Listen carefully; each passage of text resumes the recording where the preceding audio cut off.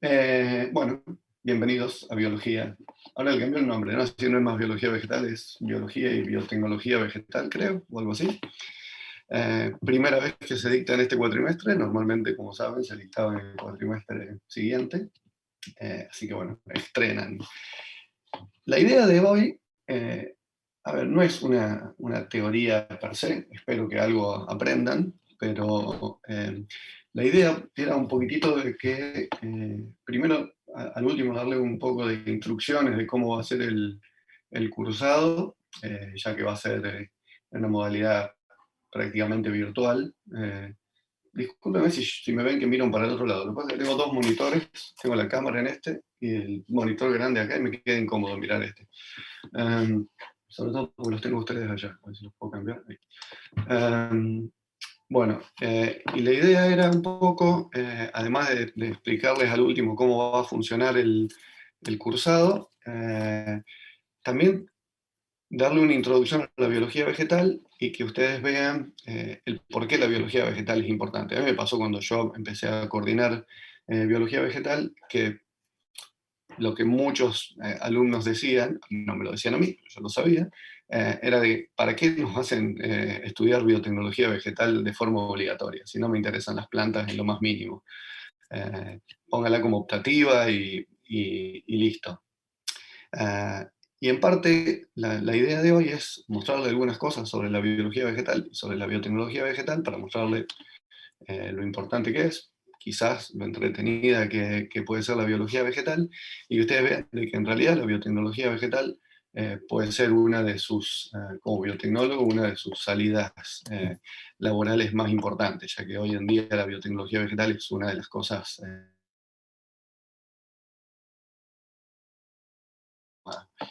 quizás ver un poco el porqué de eso.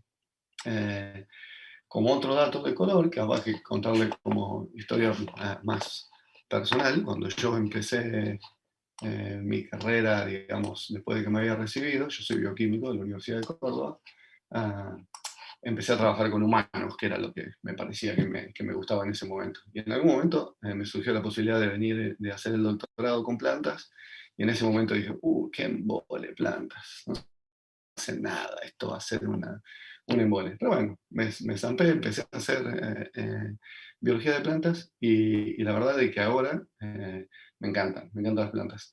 Me encantan las plantas no a nivel que ustedes se imaginan. En mi casa no tengo prácticamente ninguna planta, odio la jardinería y no me gusta para nada cuidar plantas. Sin embargo, las plantas como organismos me parecen fascinantes, son evolutivamente increíbles y muchas cosas que pasan en plantas no pasan en humanos y las plantas en muchos aspectos están mucho mejor adaptadas que nosotros a muchas cosas. En parte eso se los voy a mostrar, por ejemplo, en la teoría de la regulación de la expresión génica en plantas, y van a ver cómo hay mecanismos regulatorios en plantas que son únicos en plantas y que no existen, que nosotros no los tenemos, que son extremadamente avanzados. Uno siempre piensa en las plantas como organismos menos evolucionados que nosotros, y sin embargo cuando uno la ve célula adentro hay cosas que son increíbles y que ojalá nosotros tuviéramos.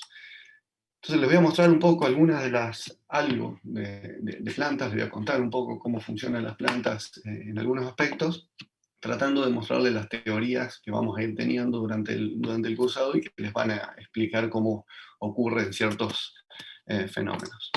Entonces, para alargar, a ver si esto arranca, estamos. ¿Están viendo la presentación? No, me parece que no están viendo la presentación, ¿no? Sí, Sí, o sea, porque estamos viendo. sí, están viendo la pantalla equivocada. Esperen a ver si Ujú. puedo compartir esta pantalla. Eh, eh, eh. ¿Ahora sí? ¿O no? No, no, se ve lo No, mismo. sí, en la Sí, misma. igual. ¿Cuál es? Esta PowerPoint Share. ¿Ahora? Ahora sí. Ahí vamos. Amigate con la tecnología, flaco. Ok. Bueno. Bueno, yo le dije por qué estudiar plantas, ya más o menos lo hablamos, pero vamos a ir largando. Lo obvio es de que, ya esto lo saben todos, sin plantas no hay vida, con lo cual Eso se los explico siempre a mis hijos cuando me preguntan por qué los dinosaurios y el meteorito y todo eso. Decir, bueno, primero que pasa, se mueren las plantas, se mueren los herbívoros, nos morimos todos. Y esto ya, el primer concepto de que algo estaban haciendo las plantas para permitir la vida, lo postuló en 1774 un monje llamado John Priestley, el cual se dio cuenta de que si él encerraba, digamos, una vela en un ambiente cerrado, la vela se apagaba; si encerraba un animal en un ambiente cerrado, el animal se moría. eh, pero si encerraba una planta, la planta podía sobrevivir perfectamente en un ambiente cerrado. E incluso él se dio cuenta de que si mezclaba y si ponía, digamos, una vela en un ambiente cerrado con una planta, o un animal en un ambiente cerrado con una planta, el otro organismo o cosa lograban mantenerse activos con una planta, lo cual en ese momento él postuló que las plantas de alguna forma depuraban algunos efectos dañinos que la respiración de los animales o el fuego tenían sobre el aire. Él postulaba que la respiración o el fuego generaban un compuesto dañino que lo mataban. En realidad no estaba tan errado, porque en realidad tanto los animales como la vela lo que generan es dióxido de carbono, y que después si se consume todo el oxígeno, nos morimos. ¿Por qué nos morimos? Por el dióxido de carbono, que es tóxico, o por la falta de oxígeno. Potato, un poquito de cada una. Pero he logrado ver que las plantas permitían de que estos organismos sobrevivieran. La otra función que claramente tienen las plantas es que las plantas, por lejos, son las que sintetizan la mayor cantidad de energía química que nosotros usamos.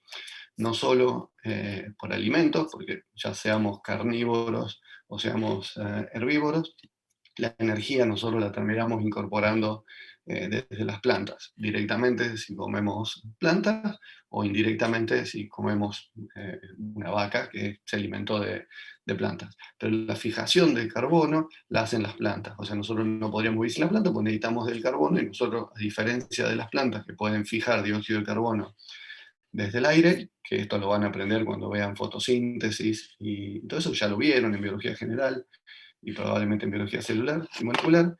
Cuando, cuando ocurre la fotosíntesis, las plantas fijan dióxido de carbono, fijan el carbono. Nosotros no podemos fijar carbono, así que necesitamos las plantas para que lo hagan por nosotros. Y además las plantas generan el combustible que nosotros consumimos, ya sea en forma de carbón, que ya hoy en día, excepto para el asado y para algunas industrias, no se usa tanto, pero también el petróleo y el gas natural, ustedes saben que tiene en gran medida origen vegetal. Por otro lado, las plantas son una de las principales fuentes de compuestos químicos que usamos en la farmacología, ¿no? La mayoría de los compuestos químicos de remedios que tomamos y de medicamentos son de origen vegetal. Hoy en día muchos se sintetizan artificialmente, pero se los encontró originalmente en plantas, como pueden ser, por ejemplo, el ácido salicílico de las aspirinas, ¿no? Acetilsalicílico. Y este es uno de los campos de aplicación de la biotecnología, ¿no? La generación de compuestos activos farmacológicamente usando plantas. O sea, no solamente podemos tener compuestos químicos útiles a nivel de farmacología, sino para la gente como yo, que somos cordobeses, las plantas también tienen otras utilidades. Por ejemplo, muchas de las bebidas que consumimos, tanto el Fernet como la Coca, son bebidas que son casi exclusivamente de origen vegetal, con un proceso de fermentación, por supuesto. Pero sin las plantas no tendríamos Fernet con Coca, sería un mundo extremadamente triste. Bueno, y ya llegando, digamos, a lo que quizás nos competa más como biotecnólogos, es el gran problema de que está, uno de los grandes problemas, tenemos muchos, pero uno de los grandes problemas que tenemos en la humanidad hoy en día es el tremendo exceso de población que tenemos. Acá ustedes pueden ver las curvas de crecimiento de la población a lo largo de la historia de la humanidad. Vamos de 10.000 años antes de Cristo hasta el año 2000, tampoco es actualizado, pero pueden ver cómo el crecimiento en el último milenio fue exponencial. Y acá pueden ver en los últimos 60 años, como es el crecimiento de la población mundial. Con lo cual, se calcula que en los próximos años tendremos que aumentar la cantidad de alimentos disponibles, o la cantidad de alimentos que vamos a producir, en un 70% para poder cubrir las demandas del crecimiento de la población, lo cual no es una tarea fácil. Ya hoy en día, sin estas expectativas de crecimiento en el mundo, globalmente se calcula que 1 billón de personas sufren hambre crónica en el mundo. 1 billón de personas es el equivalente a toda la población de Estados Unidos, Canadá y Europa juntos. Esa es la cantidad de personas que por año sufren hambre crónica. Hambre crónica se refiere a que no tenés hambre un día, tenés hambre continua todo el tiempo. De lo cual se calcula que aproximadamente 5 millones de niños menores de 5 años mueren de desnutrición todos los años. Es decir, que cada 6 segundos se muere de hambre un niño de una causa que podría ser prevenida. O sea, el hambre es algo que se debería poder prevenir. Y en particular, porque después les voy a mostrar un ejemplo, la deficiencia de vitamina A causa la muerte de 1 millón de niños por año. O sea, la falta de vitamina A, que es algo de que en países más desarrollados, incluso nosotros, no es un problema, o sea, nosotros no tenemos problema de deficiencia de vitamina A. Ya van a ver después que, por ejemplo, sobre todo en China, India, en esas zonas hay mucha deficiencia de vitamina A y causa estragos en el mundo. Bueno, esto es de vuelta, volver a lo mismo de recién, decir de que el gran problema de que tenemos, y yo les estoy mostrando esos números de muerte y hambre por año, esto no va a mejorar, cada vez hay más población para alimentar, y acá pueden ver el crecimiento de la población en países que se consideran desarrollados, en azul, donde el crecimiento no es muy grande, y el crecimiento de la población en desarrollo, que sí es un problema más grande porque son gente que por ahí tienen más deficiencias. Y pueden ver que en particular los países en vías de desarrollo, lo que antes se conocía como el tercer mundo, es los que más crecen. Y después acá pueden ver el crecimiento de la población urbana con respecto a la población rural. Y el problema que tenemos que enfrentar como biotecnólogos es decir, bueno, ¿cómo hacemos para alimentar a toda esta gente? Ustedes, después creo que hay un slide, una de las opciones más claras es decir, bueno, necesitamos alimentar a más gente, lo que necesitamos hacer es cultivar más. O sea, ustedes imagínense de que la alimentación ustedes lo pueden pensar desde la parte ganadera y de pensar de animales para alimentar a la gente, carne, pero en general la mayoría de la población se alimenta con plantas, con lo cual necesitamos aumentar la cantidad de producción vegetal. Asimismo, los animales comen producción vegetal, con lo cual de cualquiera de las dos formas necesitamos aumentar la población, las áreas cultivables. Entonces uno podría decir, bueno, cultivemos más tierras, ocupemos más tierras con áreas cultivables. El problema de que si uno mira, esto es la cantidad de tierras cultivables por persona en el mundo. Mientras más crece la población, menos tierra cultivable por persona hay, y en algún punto llegamos a un límite de las tierras que son cultivables sin pasar a un proceso de deforestación. Porque si uno pasa a un proceso de deforestación, empezamos a tener un problema, que uno piensa que en el mundo de hoy en día, con el calentamiento global, el calor y la sequía, que son uno de los efectos rápidos del calentamiento global, bajan el rendimiento de la producción vegetal. Las plantas producen menos.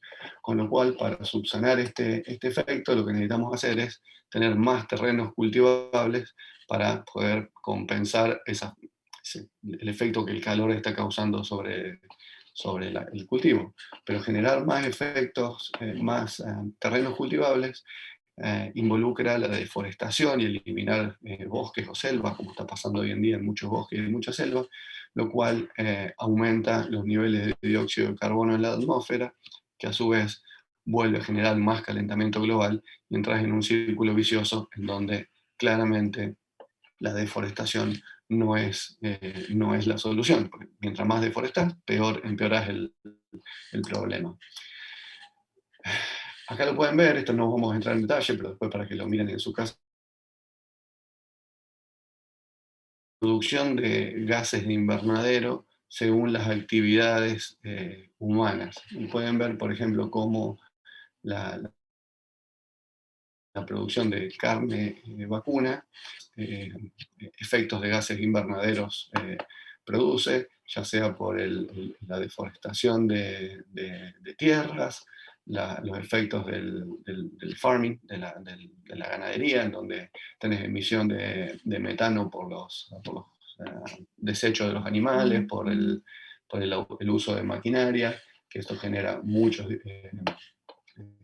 efectos, y bueno, distintas partes de la cadena industrial que contribuyen a distintas emisiones. Y pueden ver los distintos granos en donde, las distintas actividades en donde hay algunas que son menos perjudiciales que otras, incluso hay algunas que pueden tener lo que se llaman positive signature, en donde el consumo de gases de dióxido de carbono es ventajoso, se absorbe dióxido de carbono, por ejemplo, el cultivo de nueces, donde normalmente son árboles, con los cuales esos árboles consumen mucho dióxido de carbono, entonces tenés una señal positiva. Bueno, después mírenlo en su casa tranquilos, este chart me parece bastante interesante para ver qué tan riesgosos son cada una de las actividades que uno puede emitir. Entonces, si no podemos aumentar las áreas cultivables, lo que tenemos que lograr son, como humanos, son prácticas más eficientes, en donde en la misma cantidad de espacio físico de áreas cultivables mejoremos la productividad de las plantas, ya sea teniendo cultivos que sean menos dañinos para el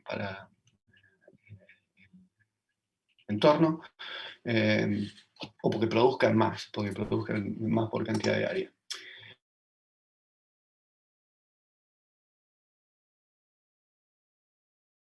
A llegar a una hambruna, de que la humanidad estaba destinada a morirse de hambre, porque pasaba lo mismo, la producción vegetal estaba estancada hasta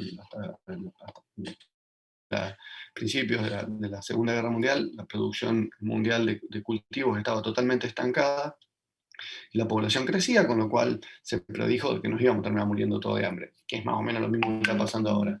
En esa época pasó una cosa que se conoció como Green Revolution, o Revolución Verde, en donde genetistas implementaron procesos de mejoramiento vegetal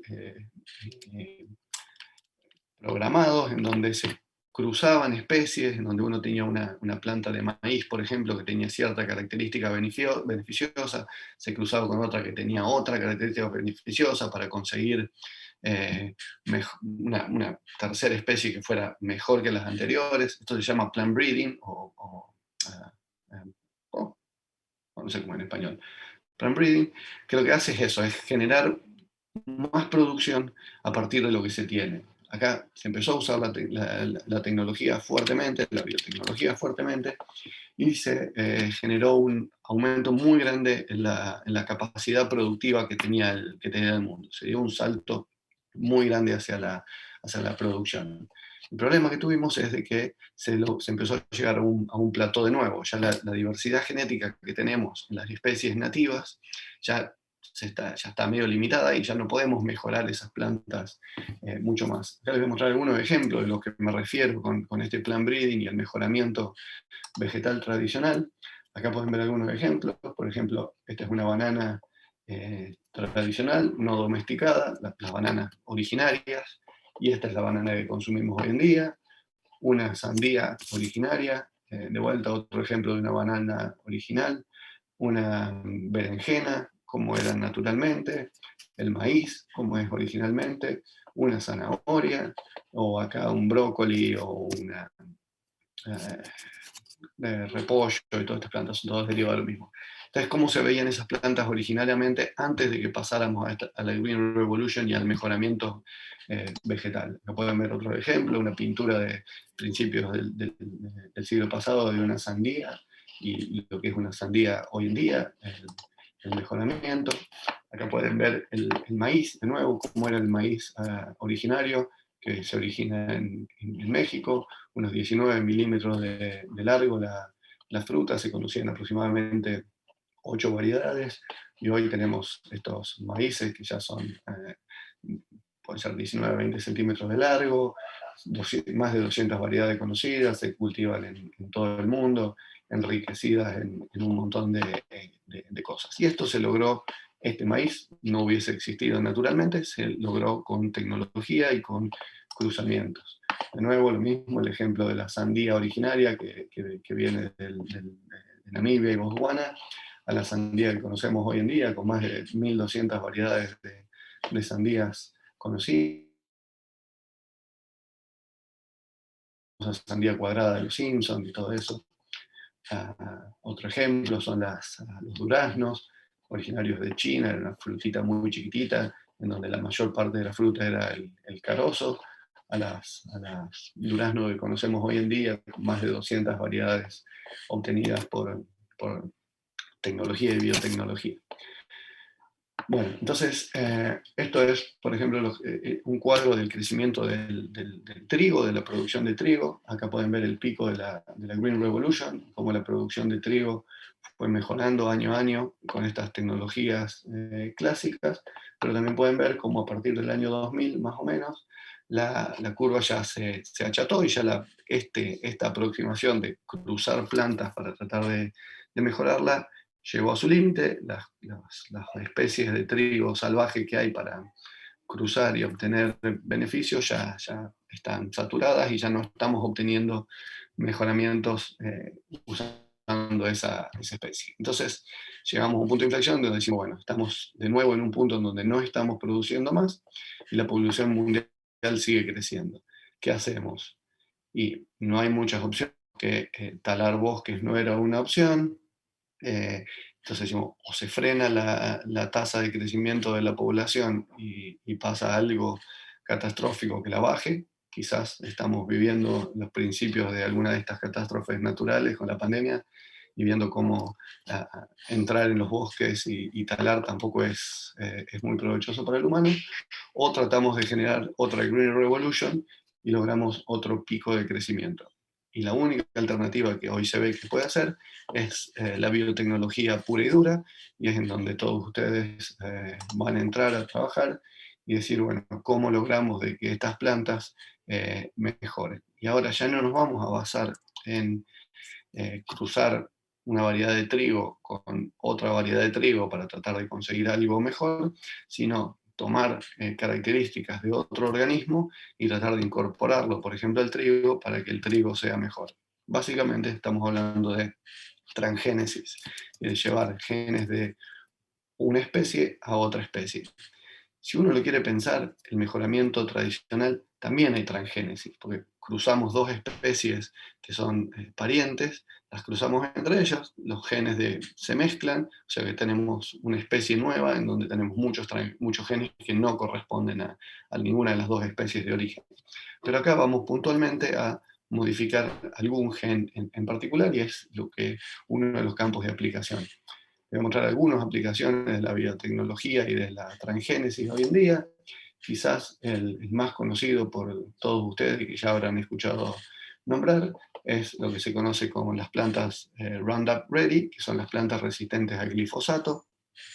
Son las plantas que liberó una empresa, se llama Monsanto. Esta empresa lo que hizo fue generar la tecnología de plantas resistentes a este herbicida, compró la patente del herbicida que se llamaba Roundup, y en su momento no se lo usaba prácticamente para nada porque es un herbicida de amplio espectro que básicamente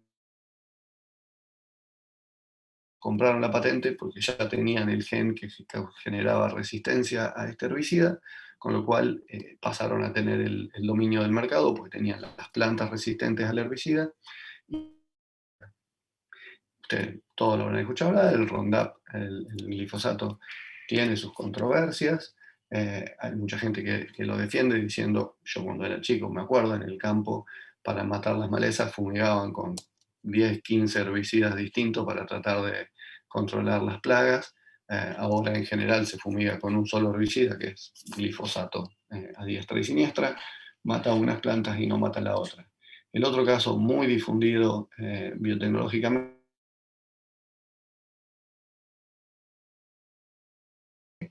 las Roundup Ready se llaman RR, en algún momento lo escucharán, y las BT es porque son plantas que se le incorpora dentro una toxina de una bacteria se llama Bacillus thuringiensis, y ahí viene el BT, se les incorpora el gen que codifica para una toxina que estas bacterias liberan y que es específica de insectos. O sea, a los humanos y a los mamíferos no les hace nada, pero a los insectos sí. Entonces, plantas que tienen este transgena, que tienen una berenjena o algodón, pueden ver como un campo de algodón que no es BT es atacado por los insectos, lo mismo con una berenjena, mientras que la otra planta no. Una de las ventajas grandes que tiene el BT es que, a diferencia de fumigar con insecticidas, el BT es específico, solamente va a atacar a los insectos que comen la planta y no atacan al resto de los insectos. De nuevo, yo soy del interior de Córdoba, recuerdo cuando era chico, ir y que estuviera lleno de mariposas y otra cosa, y uno va hoy en día y no hay nada, porque como fumigan con insecticidas, matan. Esto en particular solamente ataca a los insectos que se lo comen. Y el BT es una tecnología ampliamente difundida, pueden ver un mapa, esos son todos los países en donde se usa tecnologías BT, que dice 1 millón de acres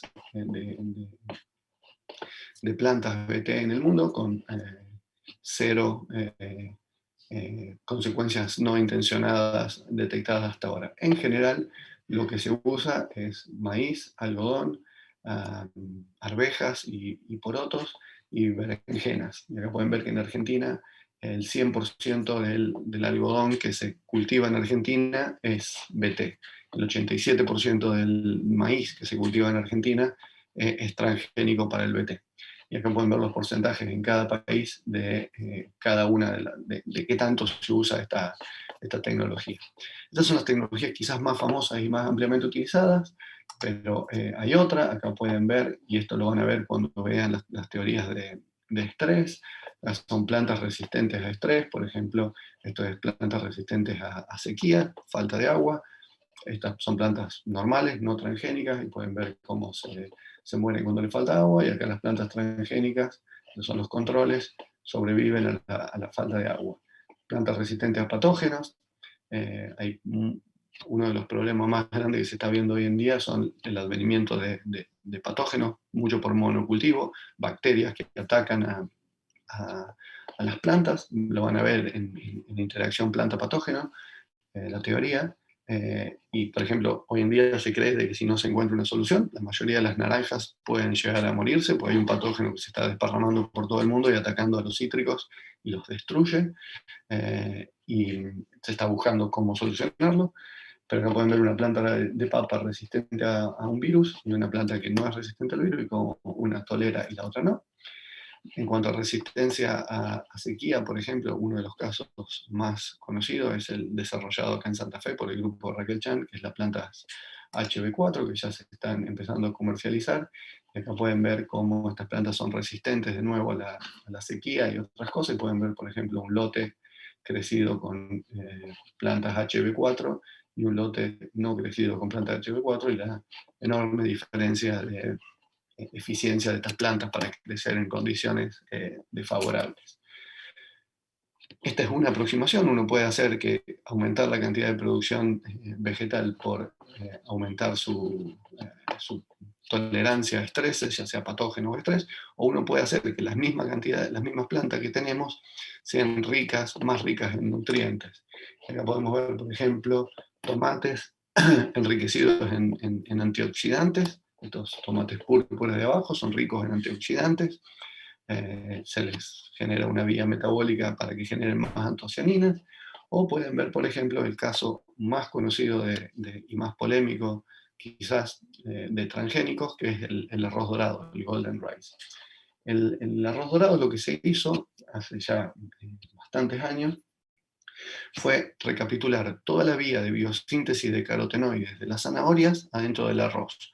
O sea, se hace que el arroz ahora genere carotenos. Los carotenos es la principal fuente que tenemos de vitamina A. ¿Y por qué se hizo esto?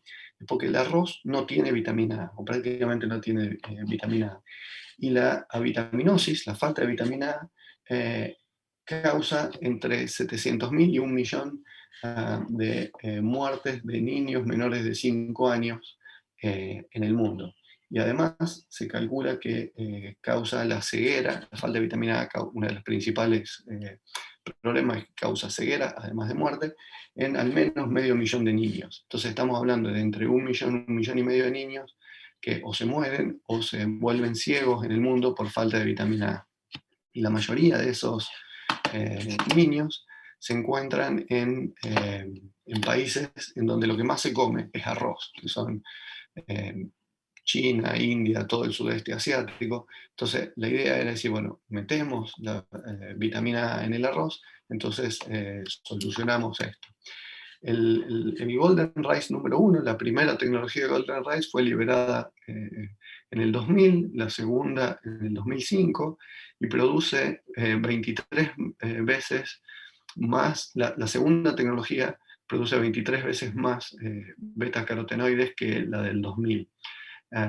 Con lo cual se calcula que 140 gramos de arroz, ustedes imagínense el paquete de arroz de 1 kilo, 140 gramos, ese poquitito de arroz por día es suficiente para suplir la falta de vitamina A. El gran problema que tuvo el arroz dorado es que Greenpeace se opuso desde el principio fuertemente al arroz dorado y lo bloqueó.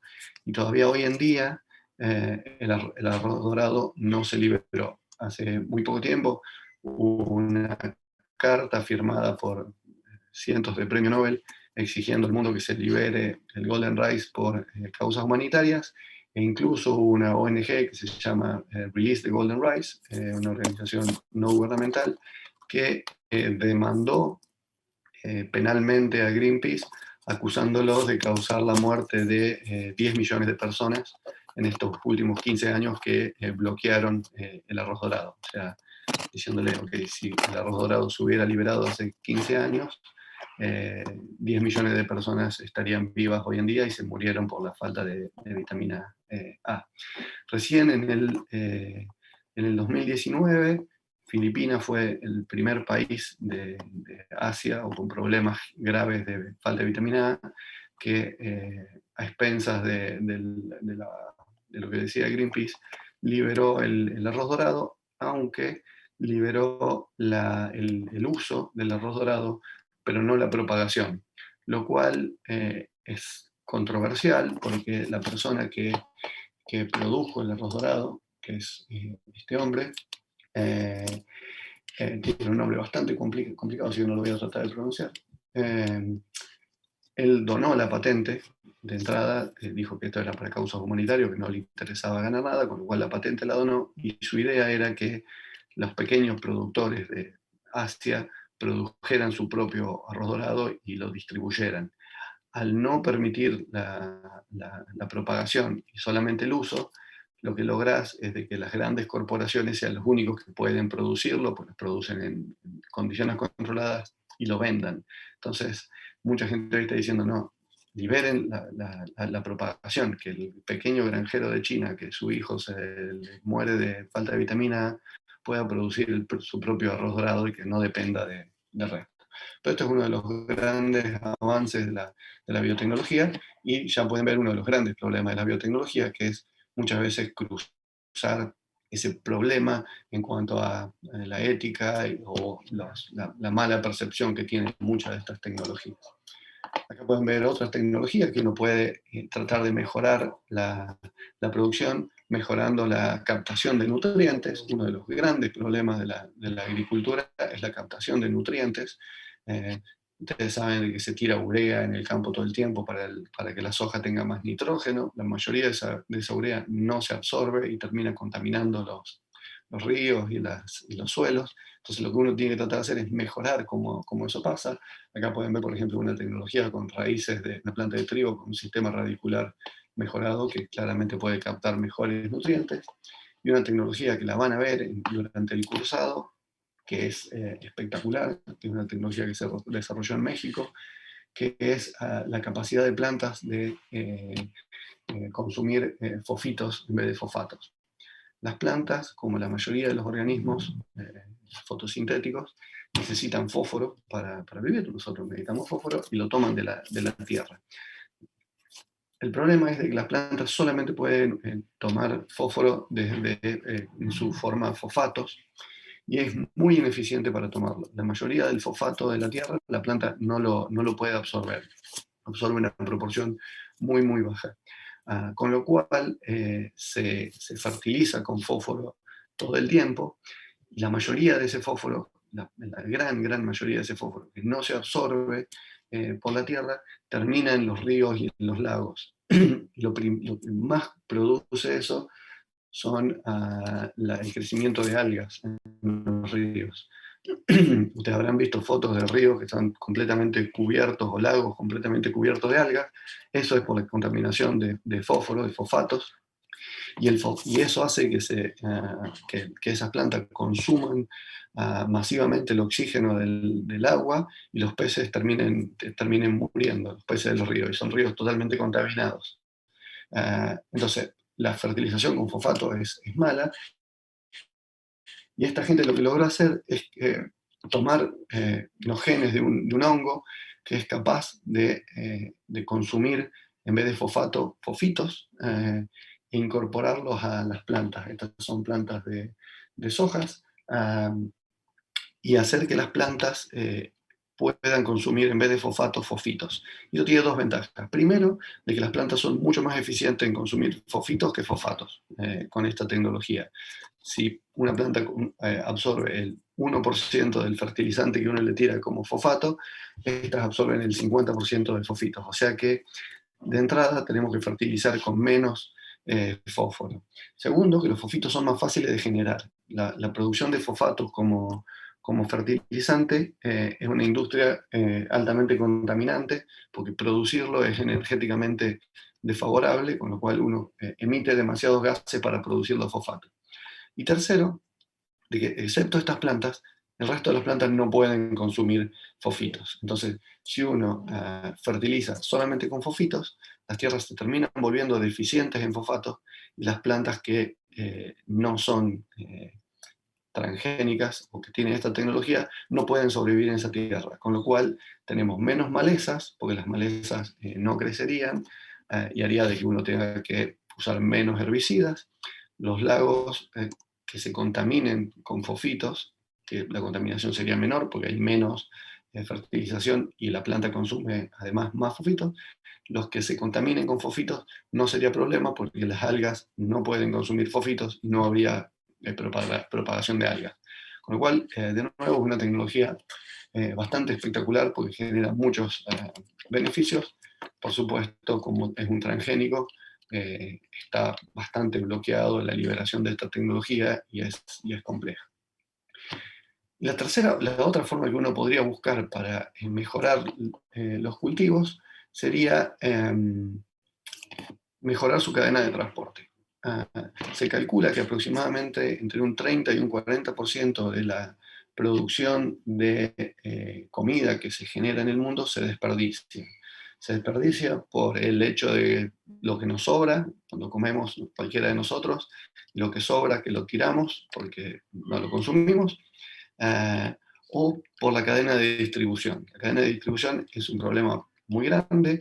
¿Cómo hacemos de que, por ejemplo, un tomate que se genera en Argentina llegue a Namibia, en donde los chicos se están muriendo de hambre? O sea, la cadena de distribución no es simple. O sea, los vegetales se pudren, entonces no es fácil.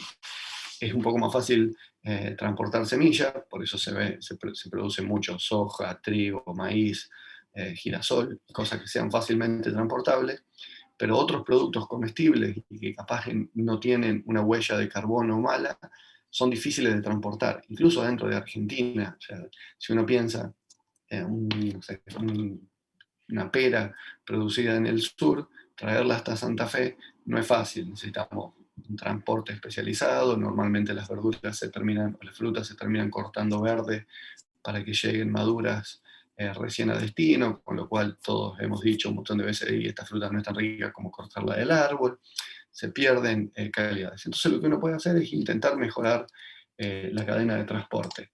Y acá hay un par de ejemplos en tomates o bananas transgénicas, en donde se usa silenciamiento génico, ya lo vamos a ver en una clase que les doy yo, en donde lo que se usa es silenciamiento génico para bloquear las vías de síntesis de una hormona que se llama etileno, ya lo van a ver en las clases de hormona, y hacer que las frutas no sean capaces de madurar en origen.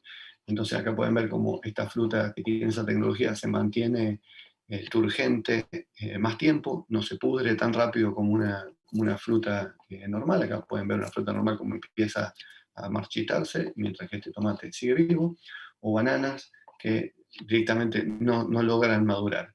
Y la ventaja de esto es que uno puede transportar, por ejemplo, bananas que todavía no maduraron, son más fáciles de transportar, son más turgentes, más duras, uno puede transportar más cantidad sin que se aplasten o lo que fuese, y después cuando uno llega a origen, le da un pulso de etileno, el etileno es un gas que se produce fácilmente, y la fruta madura en el lugar de destino. O sea, podríamos traer una banana verde desde Ecuador hasta Argentina, darle un pulso de etileno y que madure acá. Con lo cual, esta es otra aplicación biotecnológica interesante. Y por último, algo que ustedes como biotecnólogos pueden pensar en hacer es las bioindustrias y usar plantas para generar cosas, ya sea de productos de químicos, como les decía antes, de producir químicos directamente en la planta. Acá hay un ejemplo, la artemisina, que es un antimalárico, que se está produciendo 100% de origen vegetal. Este compuesto químico es demasiado complejo para generarlo artificialmente y solo se puede generar en plantas, pero también se puede usar las plantas como bioreactores para generar compuestos. Ustedes en muchas materias habrán visto generar ciertos compuestos usando bacterias o cultivos celulares, lo que fuese, pero producirlo en plantas es significativamente más beneficioso y más barato. Acá pueden ver, por ejemplo, una nueva tecnología que es la generación de anticuerpos monocatenarios y cuánto cuesta generarlo en un, por ejemplo, en un hibridoma. Se calcula que cuesta unos $1000 por gramo producirlo. En animales transgénicos, por ejemplo, uno lo podría producir en leche de vaca transgénica o algo por el estilo, cuesta aproximadamente unos $100 por gramo producido, y generarlos en plantas transgénicas cuesta unos $10. O sea que uno puede usar plantas para producir distintos compuestos que nos interese después vender, ya sea hormonas, anticuerpos, distintos productos químicos. Uno como biotecnólogo puede usar las plantas como bioreactores. Piense que hay muchos compuestos que uno no los puede generar en bacterias, porque necesitan modificaciones post-traduccionales que las bacterias no las hacen, uno lo puede hacer en plantas. Incluso se especula que en algún momento uno podría generar esquemas de vacunación, sobre todo vacunas orales, en donde a un niño, en vez de darle una vacuna, simplemente le des de comer una banana y que ya tenga los antígenos necesarios para que se generen la, la respuesta. Bueno, una de las cosas que yo les dije es de que hay mucha controversia atrás de los transgénicos, y esto siempre tiene un problema con las organizaciones tipo Greenpeace y este tipo de cosas, que traban muchas de estas cosas. Hoy en día se genera una nueva tecnología, que es la tecnología de CRISPR. Ya lo habrán visto que el año pasado el premio Nobel se lo dieron a la gente que desarrolló esta tecnología, que nos permite editar genes, nos permite modificar genes que ya tiene la planta. Entonces, en este caso se generó de nuevo una gran controversia si una planta a la que uno le edita un gen es una planta transgénica o no, porque técnicamente no es una planta transgénica, porque uno no le pone un gen, sino que le edita un gen que ya tenía. Entonces se empieza la controversia de decir, ¿es una planta genéticamente modificada, un organismo genéticamente modificado o no? Sí lo es, porque está modificado genéticamente, pero ¿qué tan distinto es de las tecnologías con mutagénesis, que sí están permitidas? O sea, mutar a una planta para ver si es mejor, sí están permitidas. Mutar al azar. Mutar direccionalmente, ¿está permitido o no está permitido? Bueno, lamentablemente en Europa el año pasado salió un dictamen en donde decían de que las plantas editadas genéticamente había que considerarlas como un transgénico. Hubo una gran campaña de Greenpeace, de nuevo, atrás de todo esto, diciendo, a pesar de que la planta ya no sea transgénica porque no tiene un transgen, la planta lo fue en algún momento. Para generar la edición génica uno tiene que incorporarle los genes del CRISPR y el Cas9 para editar el gen, después uno se los saca a esos transgenes, pero ellos argumentaban de que la planta en algún momento fue transgénica. Con lo cual hay mucha controversia, estas dictámenes se están reviendo, porque hubo una gran movida científica diciendo esto es una locura, qué sé yo. Pero bueno, más allá de la parte transgénica y de la parte de ustedes como biotecnólogos, que es lo que les decía, y decirles que contarles un poco a lo mejor ahora lo increíble y por ahí que son las plantas en algunos aspectos. No solo en la biodiversidad, que acá hay plantas completamente locas y evolutivamente muy raros, y si uno mira biodiversidad en plantas, va a ver que la biodiversidad en plantas es enormemente mucho más grande que la biodiversidad en animales. Pero además las plantas son bastante increíbles per se. Les voy a mostrar algunos ejemplos. Ustedes habrán visto seguramente en Discovery Channel o en algún lugar a los famosos Waterbirds o los Targaryens. Son estos bichitos que se hicieron muy populares en el mundo porque son bastante increíbles en el sentido de que pueden tolerar temperaturas de menos 270 grados bajo cero, más 150 grados sobre cero, soportan el vacío del espacio, pueden vivir sin agua o comida por 30 años, con lo cual la gente dijo, bueno, entonces serían los únicos bichitos que podrían sobrevivir en el espacio y lo que fuese, y es como el sumum de la biología de este bicho. Pero cuando uno lo compara con una planta, no es tan llamativo. En el 2008 la NASA envió al espacio distintos organismos, incluyendo Stargarian, en un experimento que se llamaba Expose-R, y después hubo otro que se llamaba Expose-E, en donde se llevaban todos estos organismos y se los exponía al espacio, a las temperaturas cambiantes del espacio, donde pasas de temperaturas de menos 180 grados durante la noche, más 130 grados durante el día, radiación UV extrema, radiación ionizante del cosmos, obviamente el vacío, ambientes extremadamente secos, no hay agua en el espacio. Se enviaron distintos organismos y después se los trajo de vuelta a la Tierra para ver cuáles sobrevivían y cuáles no. La idea de esto es un poco lo que se considera, lo que se conoce como Pangea, que es decir, bueno, en algún momento uno puede pensar en explorar el espacio, no llevando todo desde la Tierra, sino enviando cosas a etapas del camino antes. Uno podría mandar, por ejemplo, un sándwich de milanesa a cierta distancia de la Tierra, cuando los astronautas, en vez de tener que llevárselo de la Tierra, cuando llega ahí, tiene el sándwich de milanesa listo para comérselo. No es factible con un sándwich de milanesa. Entonces dijeron, bueno, ¿qué podemos mandar? ¿Qué organismo podemos mandar? ¿Qué se podría hacer? Entonces hicieron esto y cuando lo trajeron de vuelta, lo que llamó la atención era que, creo que los números los tengo por acá, no, lo único que tuvo una buena performance fueron las plantas. Se mandaron semillas de distintas plantas y cuando volvieron a tierra, la gran mayoría de esas semillas eran viables. Por ejemplo, se mandaron como ejemplo semillas de tabaco. El 80% de las semillas que se mandaron cuando volvieron, después de estar 2 años en el espacio, germinaron sin problema. Semillas de maíz, casi el 100% de las semillas de maíz cuando volvieron germinaron, mientras que el resto de los organismos, la mayoría, después de 2 años en el espacio, se habían muerto y ya no eran viables. Lo cual muestra de que las plantas pueden tolerar tranquilamente estas condiciones. Y por ejemplo, decir, bueno, pueden sobrevivir 30 años sin agua y sin comida, wow, llamativo. Sin embargo, hace un par de años se encontraron en Siberia, en el permafrost, que es una capa de hielo permanente que hay en Siberia, se encontraron semillas de esta plantita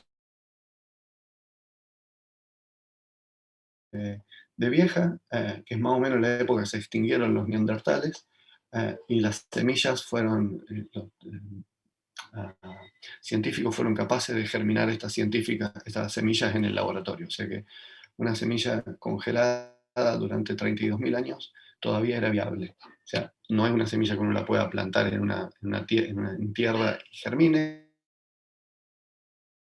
Ellos hicieron cultivos de las células de esa semilla y generaron plantas nuevas a través de una semilla.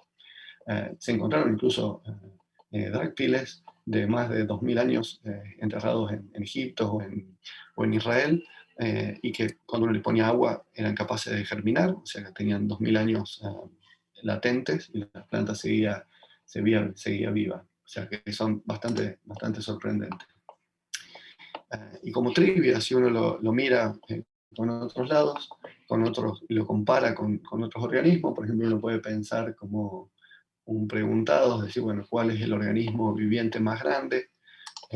Uno podría pensar en el elefante, o todos sabemos que la ballena azul es el organismo viviente más grande que existe, con unas 173 toneladas. Sin embargo, esto está lejísimo de ser el organismo más grande que existe, y podemos pensar que el organismo más grande que existe son las secuoyas gigantes, que a diferencia de las 173 toneladas de una ballena, pesan aproximadamente 2.500 toneladas, y miden 105 metros de largo comparado con una ballena que solo mide 30 metros de largo. Y sin embargo, la secuoya gigante no es el organismo vivo más grande que existe en la Tierra. El organismo vivo más grande que existe en la Tierra es Pando. Pando es lo que se conoce como una colonia clonal. Eh, Cada uno de estos árboles no es un árbol, sino es una rama de un árbol. Todo el árbol está bajo tierra, un sistema enorme bajo tierra, es una colonia interconectada, genéticamente es igual, cada uno de estos que sale es una rama. Se calcula, pues es bastante difícil pesarlo, que pesa unas 6.000 toneladas, el equivalente a unas 32 ballenas, y ocupa unas 43 hectáreas, que son más o menos 2 veces el tamaño del predio de la UNLAT, si ustedes lo conocen. Y todo eso es un solo organismo, un organismo clonal. Uno puede pensar cuál es el organismo más longevo, que más años vive, y uno podría pensar en esta mujer, Calmet, que se cree que es la mujer más longeva confirmada, que vivió 122 años. Esto no es nada comparado con las tortugas de Aldabra, que la más vieja que se conoce vivió aproximadamente unos 255 años, y esto a su vez no es nada comparado con una planta. Este árbol, que parece muerto pero no lo está, es un pino de Bristlecone, que tiene más o menos unos 5.000 años de vida. Es más o menos el mismo tiempo en donde surgió el imperio egipcio. Cuando los egipcios estaban surgiendo, esta plantita estaba germinando y todavía hoy en día eh, está viva. Se llama Matusalén, la planta. El nombre es bastante obvio.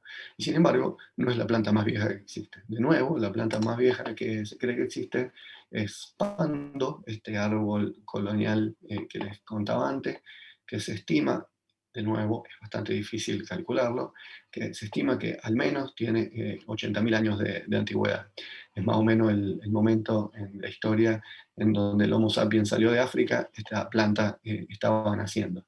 Lamentablemente, por las actividades del humano, ahora esta planta se está muriendo, está retrocediendo, y se calcula que si no se revierte, se moriría. Después de 80.000 años viva, estamos logrando que se muera. Eh, bueno, también las plantas tienen cosas bastante de ciencia ficción. Ustedes podrán pensar en las capacidades que tenemos los humanos de regenerar. Alguna herida la podemos curar. Las salamandras las iguanas son bastante más llamativas. Las iguanas pueden regenerar su cola. Las salamandras, si pierden una pata, pueden regenerar patas nuevas, lo cual es bastante de ciencia ficción. Sin embargo, las plantas superan esto totalmente y una planta puede generar una planta nueva casi desde una célula. También lo van a ver y lo van a ver en los trabajos prácticos, cómo uno puede regenerar una planta básicamente desde una célula de la planta, generar una planta nueva. Y esto se debe a que las células de la planta son totipotentes. Eso quiere decir de que cualquier célula de una planta puede dediferenciarse y volver a un estado totalmente dediferenciado y diferenciarse de nuevo hacia una planta nueva. Ustedes lo habrán visto en su casa con algunas plantitas que vuelven a nacer después de cortarlas.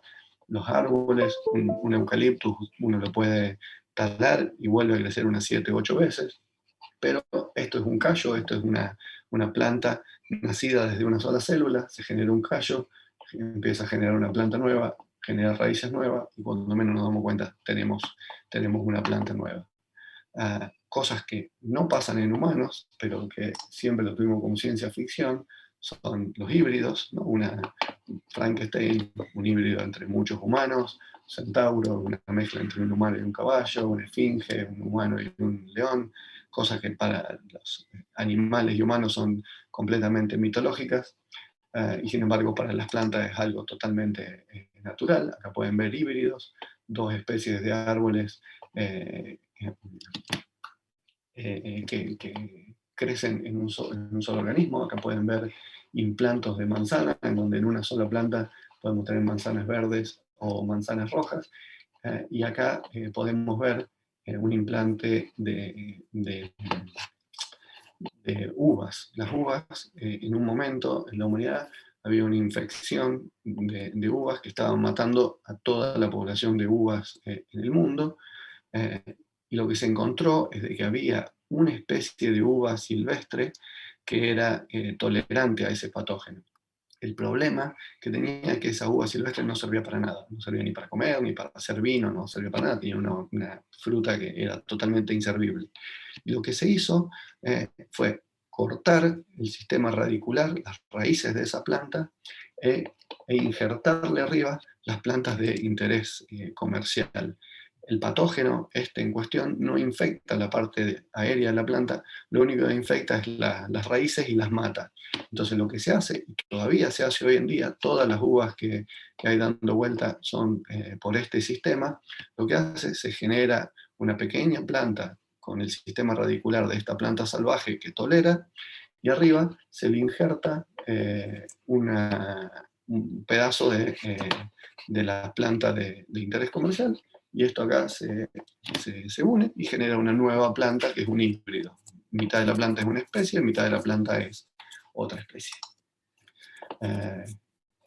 Bien, pero ustedes me dirán, bueno, o sea, las plantas todo muy lindo, tienen todo esto, pero hay cosas que no pueden hacer.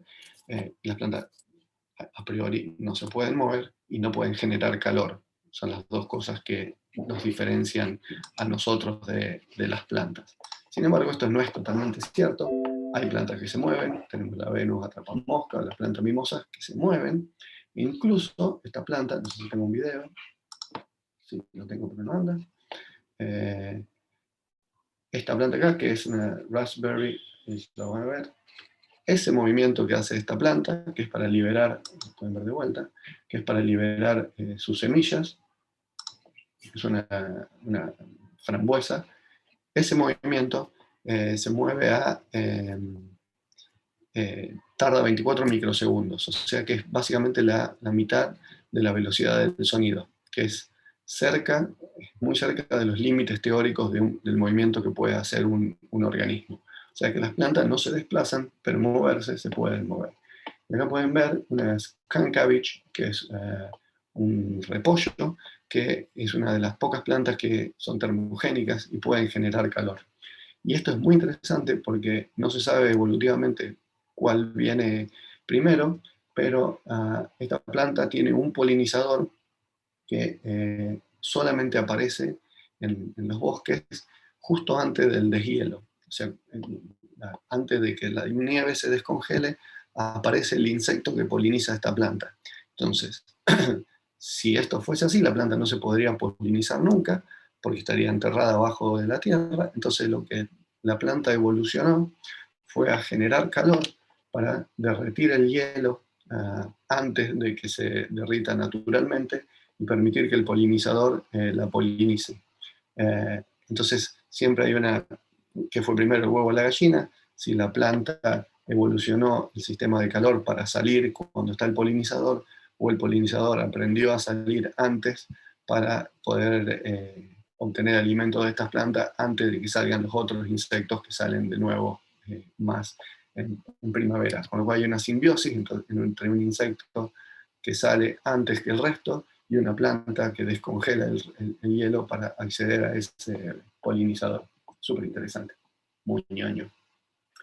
Bueno, ahora les voy a mostrar, antes de ir a la próxima diapo, a ver si puedo compartir la pantalla correcta, y después ya pasamos a charlar de otra cosa. Déjenme ver. Vamos a abrir esto y déjenme ver qué pantalla es.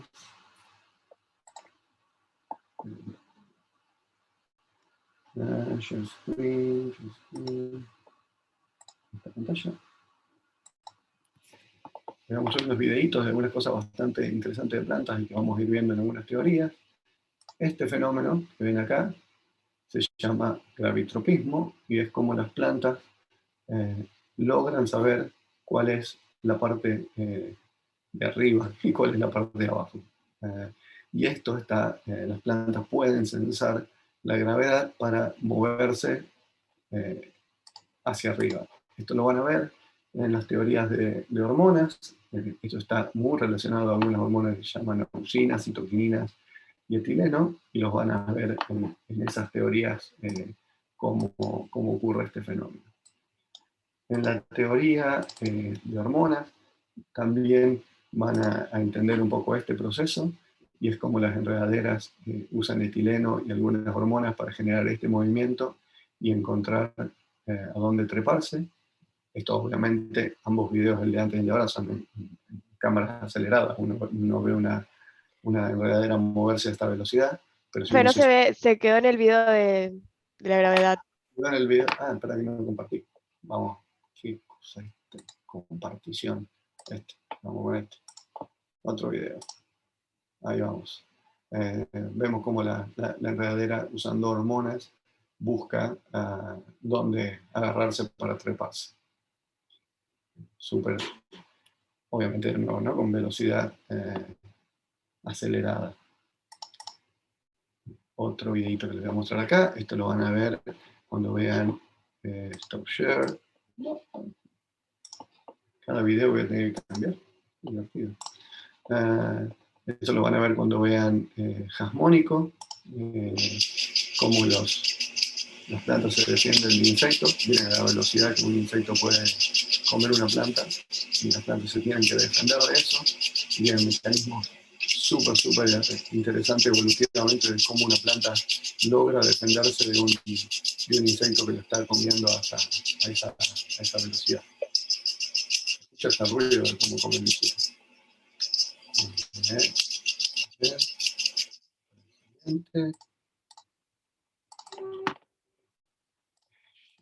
Share.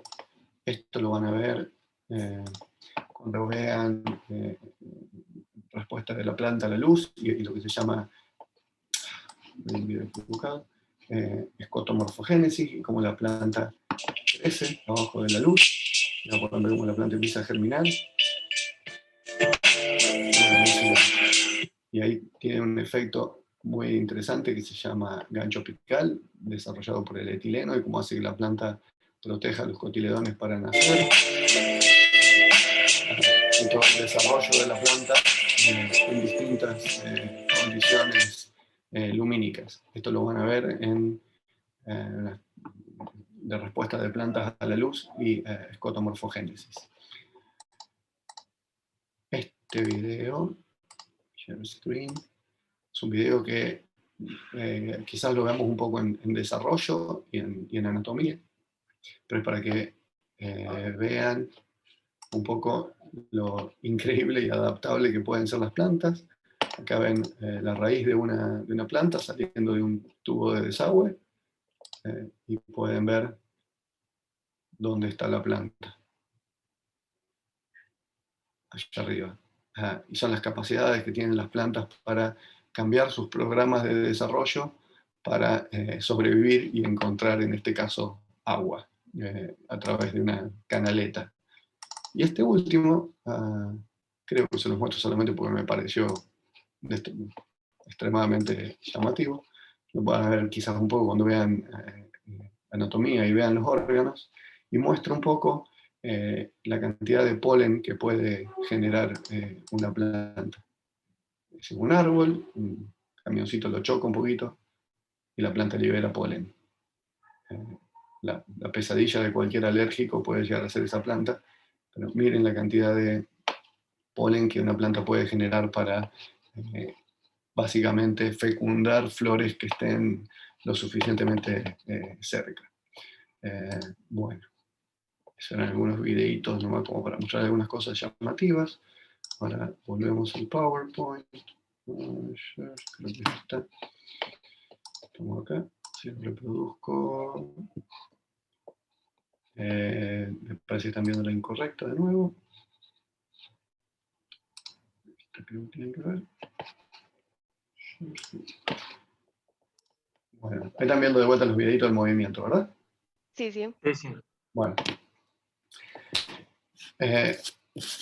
La idea de toda esa zaraza que les conté de tipo Discovery Channel fue en parte para que vean un poco lo que van a ir viendo durante el cuatrimestre, para que vean lo copadas por ahí que pueden ser las plantas y estudiarlas, y para que vean algunas aplicaciones de biotecnología que ustedes como biotecnólogos van a ver.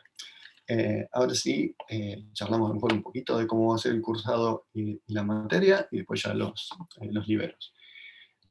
Algo que me parece bastante importante que tengan como conocimientos previos, porque lo van a necesitar y nosotros no le damos mucho en esta materia, pero necesito que por ahí lo sepan, es un poco de herencia en cuanto a bases moleculares de la herencia, y que recuerden un poco la segregación y los cuadritos de Punnett, y recordar un poco cómo es la herencia, ¿no? Cómo se heredan alelos recesivos y dominantes, porque eso lo vamos a ver, y es bastante importante cuando hagan los prácticos, sobre todo de transgénesis.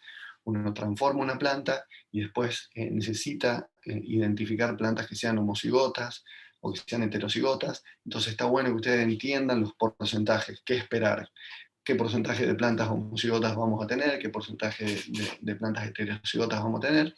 Las profes en los TP se los van a enseñar, pero está bueno de que le pegan una repasadita a lo que son bases moleculares de la herencia. Lo vieron hace mucho, entonces por ahí no está mal que vean un poquitito de herencia. En biología celular y molecular ustedes vieron cloroplastos y fotosíntesis. Está bueno que lo repasen. No vamos a mirar fotosíntesis en detalle porque se supone que ya lo saben, pero es un concepto que estudiando biología vegetal es importante que lo entiendan. Y después, de nuevo, en biología celular y molecular, ustedes vieron regulación de la expresión génica, transcripción, la estructura de un gen, lo que era un promotor, lo que era un intrón, lo que era un exón. Eso está bueno que también le peguen una repasadita y lo vean. Van a tener una teoría conmigo que es un poco larga, en donde vamos a ver regulación de la expresión génica en plantas. Pero para no perder mucho tiempo en lo que es general para humanos y todo eso ahí, estaría bueno que ya lo sepan y recuerden más o menos lo que era un factor de transcripción, lo que era un promotor, lo que era un intrón y todo eso. Y después vamos a ver las cosas específicas de plantas. Es bastante heavy la teoría, muchas técnicas específicas. Está bueno si saben lo otro. Bueno, ¿cómo nos vamos a manejar en el TP? Antes de llegar a los TP, ¿cómo nos vamos a manejar con las teorías? Las teorías están todas grabadas del año pasado. Yo les pedí a los profes que dan cada teoría de que si las quieren cambiar porque hay algo nuevo que quieran contar, que me avisen, que me pasen el video nuevo. Si algún profe así lo hace, yo les voy a avisar de que el video cambió de un año para el otro, pero si no, los videos ya están disponibles. Yo les puse un link de una carpeta de Google Drive en donde lo pueden encontrar.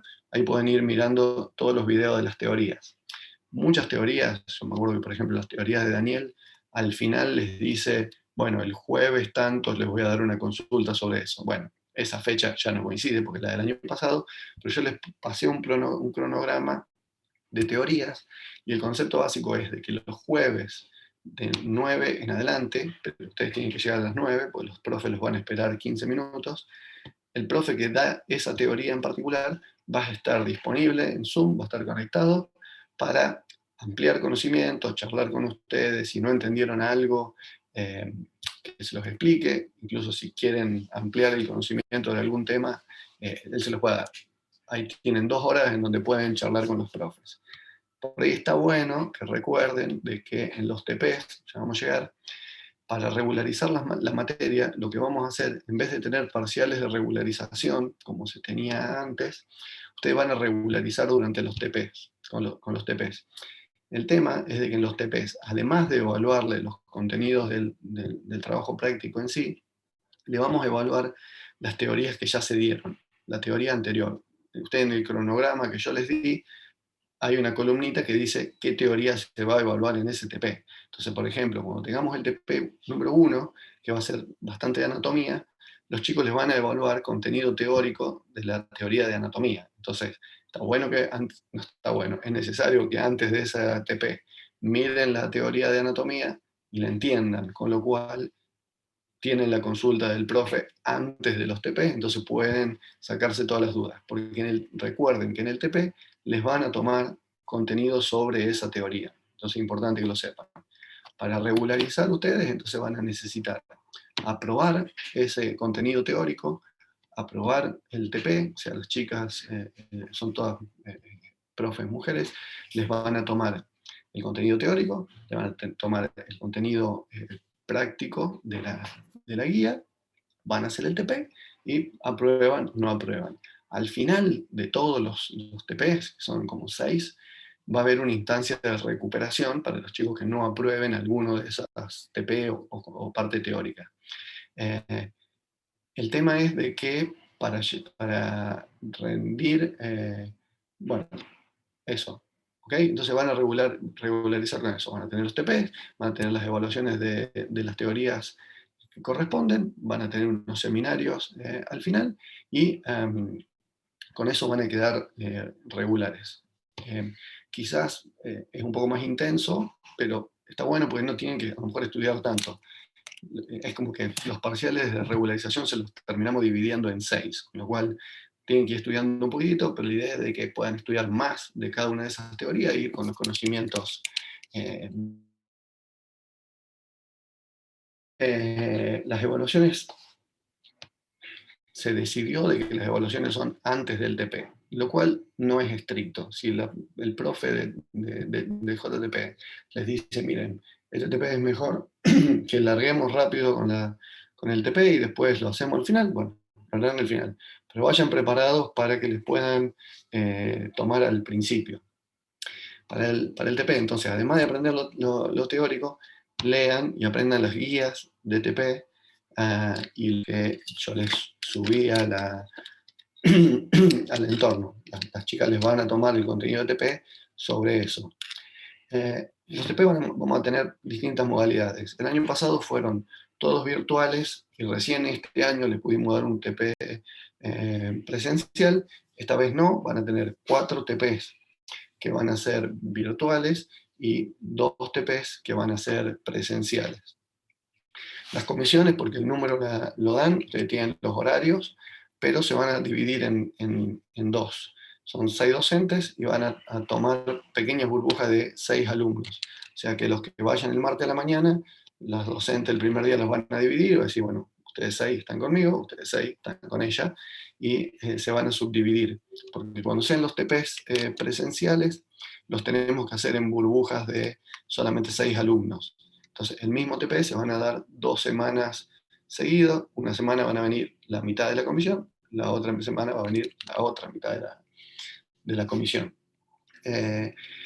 Los TPs que son virtuales, lo que van a hacer es mucha tarea en casa, muchas cosas que nosotros llamamos misiones.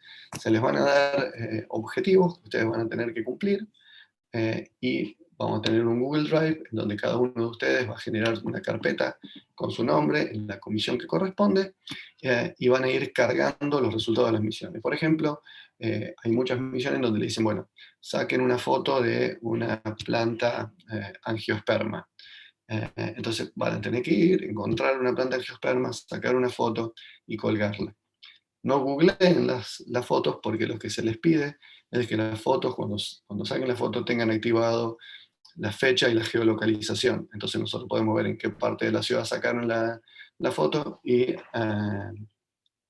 cuándo la sacaron. Entonces no es que pueden googlear una foto y cargarnos esa foto. Entonces la idea es que busquen, van a tener un montón de misiones que van a ir aprendiendo. Ya les van a decir, bueno, saque una foto de una hoja compuesta, de una hoja simple, de una flor monocotiledónea, de una flor dicotiledónea. Entonces se van a tener que mover, caminar, a lo mejor un poco en la ciudad, buscar plantas en su jardín y aprender. Después les van a dar misiones como decir, bueno, haga germinar una semilla en oscuridad y describa el fenotipo. Entonces hay algunas de esas misiones en donde van a tener que sacar una foto y van a quizás tener que hacer un pequeño informe, decir, bueno, la planta cuando la crecí en luz hizo esto, cuando la crecí en oscuridad hizo tal cosa. La idea es que aprendan un poco muchos de estos fenómenos que yo les mostré por su cuenta. Van a tener una carpeta en Google Drive para poder acceder a esto, subdividida por comisiones, en donde adentro de cada comisión cada uno de ustedes va a crear una carpeta. Todos tienen derecho a edición adentro de la carpeta, entonces nadie se haga el simpático de borrar contenidos de otros compañeros. Así que por las dudas que alguien tenga un accidente y borre accidentalmente la carpeta de un compañero, guarden todo lo que hagan en su computadora, por las dudas que el profe le diga, che, alguien borró tu carpeta, subila de nuevo.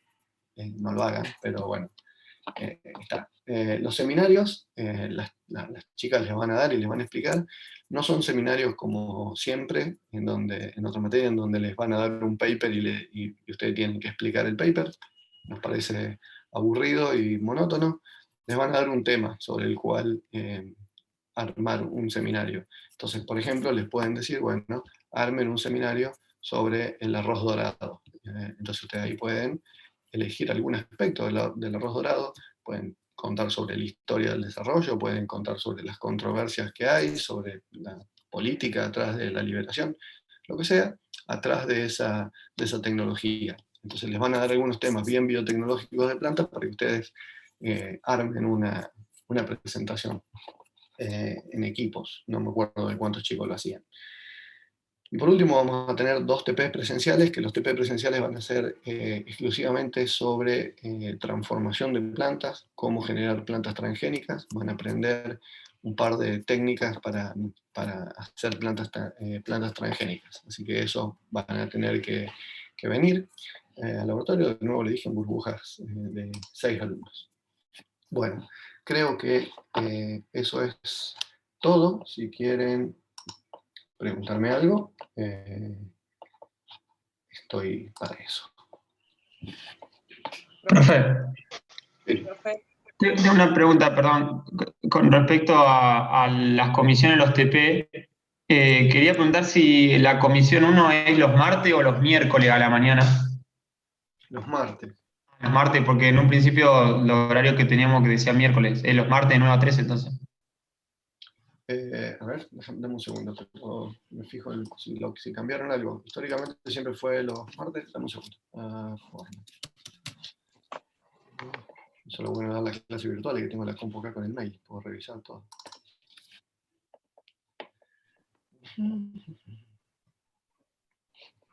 Está abriendo.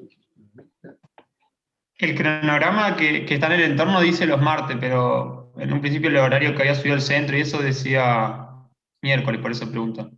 Sí, dame un segundo, eso es, tampoco es un problema, lo tenemos que acomodar porque no me va a ver. Con las teorías, por eso nos lo pasaron de coordinación.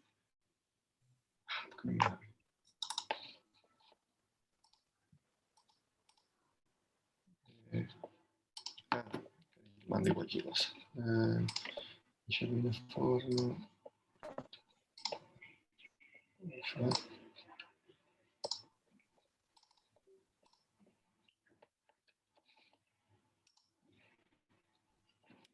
puede haber quedado el cronograma del año pasado y que este año no lo hayan cambiado.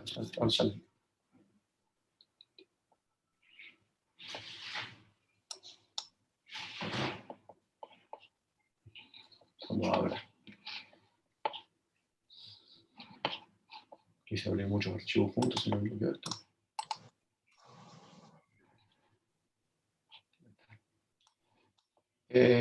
No, mira, tenés razón, nos lo cambiaron el miércoles. Este es, a ver si le comparto yo screen. Este es el bloque nos pasan de coordinación. Así que tenés razón, porque acá está Tecnoinmuno los martes, así que biotecnología vegetal los TP pasaron el miércoles a la mañana. Ah, bien, bárbaro, gracias, profe. Corrijo entonces el cronograma. Sí, eso quedó el año pasado, que teníamos los martes cuando es en el segundo semestre. Bueno, gracias por el dato, así ya lo corrijo.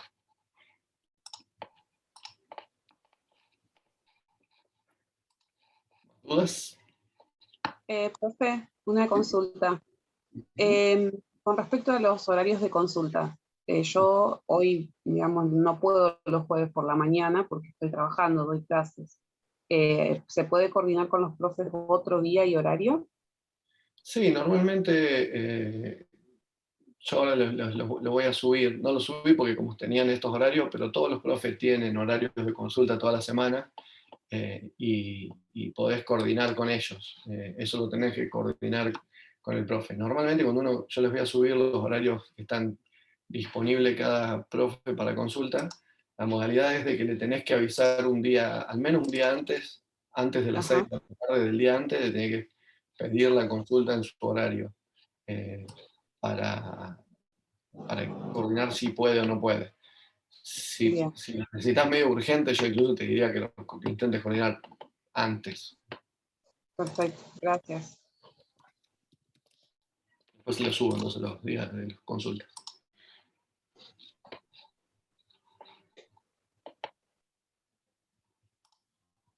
¿Estamos o tienen más dudas?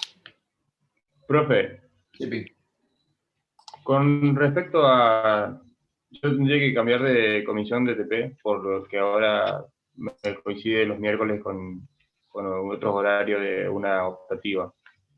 ¿Se podría cambiar a otra comisión? Tengo que conseguir a alguien que quiera venir a la 1, ¿no? Déjame ver a ver cómo están las inscripciones. Somos dos, profesor. Yo también me tengo que cambiar porque me coincide con el horario de esa optativa. Si se pueden cambiar entre ustedes, me mandan un mail y listo. Si no, en principio, en la comisión 3 hay un lugar disponible. Y en la comisión hay un lugar disponible en cualquiera de las comisiones, con lo cual se podrían mover sin problema. Me avisan nomás, pues yo los tengo que cambiar de las listas. Ah, bueno. Si querés, si ustedes... Entonces, Fátima, vos te tenés que cambiar. Sí. ¿Quién más? ¿Era? Martín. Yo. Martín Caballero. Vos, Martín, ¿qué día te querés cambiar? Y los otros dos horarios son el viernes, ¿no? Uno el viernes a la mañana y el otro el viernes a la tarde. El del viernes a la mañana puede ser. Bueno, ocupás el último lugar que queda ahí. Profe, yo tengo el viernes a la mañana, si podés cambiarme el viernes a la tarde. Bueno, espera. Fátima, ¿vos cómo te querías cambiar? Si puede ser, si hay un lugar el viernes a la mañana, perfecto. ¿Vos estabas en qué comisión? Yo estaba los miércoles también y se me Vos saldrías del viernes a la mañana. Claro, de la mañana a la tarde. Entonces, Facundo. Roldán, ¿no? Vos vas de C2 a C3. Ok. Sí, hasta ahí se puede. La del viernes a la mañana queda ya llena. Y las otras dos quedan lugares. Si alguien más necesita cambiarse, al miércoles a la mañana o al viernes a la tarde, se puede. Bueno, muchas gracias. Bueno, ¿estamos? Dale, profe, muchas gracias. Bueno, Listo, profe, gracias. cualquier cosa me escriben, yo estoy disponible. Por mail, Profe, Una Sí, José. consulta sobre la promoción, de cómo va a ser los exámenes. La promoción, no les dije nada. Bueno, promoción, tienen 2 exámenes, las fechas creo que ya se las puse ahí en el cronograma.